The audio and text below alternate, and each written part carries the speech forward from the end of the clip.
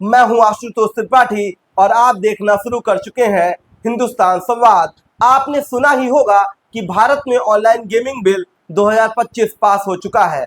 कई लोग इसे फ्रीडम पर हमला कह रहे हैं, लेकिन सच ये है, ये कानून बच्चों, युवाओं और समाज की सुरक्षा के लिए एक जरूरी कदम साबित हो रहा है।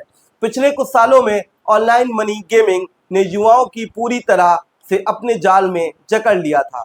किसी ने पढ़ाई छोड़ी, किसी ने घर का पैसा गवा दिया और दुख की बात यह है कि कुछ ने अपनी जान तक गवा दी। ये सिर्फ खेल नहीं थे, ये मनोरंजन के नाम पर जानलेवा ट्रैप चल रहा था। जब कोई गेम जीतता है तो दिमाग डोपामिन रिलीज करता है। यही केमिकल नशे में भी निकलता है।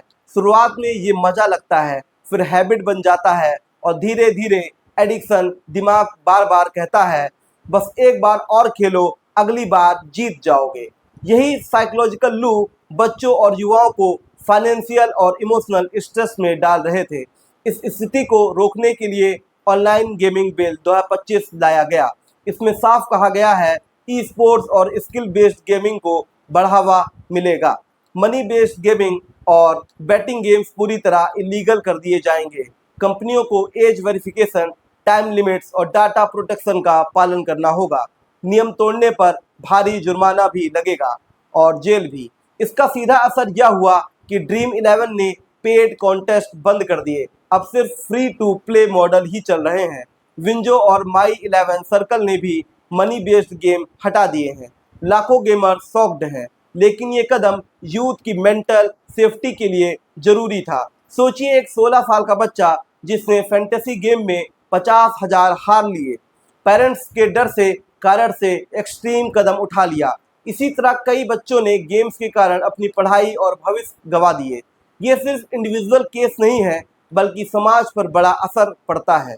कई लोग कहते हैं, हमारी चॉइस क्यों छीनी जा रही है, लेकिन चॉइस तब तक सही होती है जब तक वो किसी को नुकसान न पहुंचाए। जैसे शराब, ड्रग बैंड है क्योंकि वो समाज को तोड़ते हैं। ठीक उसी तरह मनी बेस्ड गेमिंग भी लाखों परिवारों को प्रभावित करते हैं। इस बिल का फायदा केवल रिस्ट्रिक्शन नहीं है, बल्कि प्रोटेक्शन और अपॉर्चुनिटी भी है। बच्चों को गेमिंग के जाल से बचाना इसका लक्ष्य है। स्किल बेस्ड और एजुकेशनल गेम को प्रमोट करना, फैमिलीज और पेरेंट को राहत देना, ई स्पोर्ट्स को official recognition of career opportunities प्रदान करना।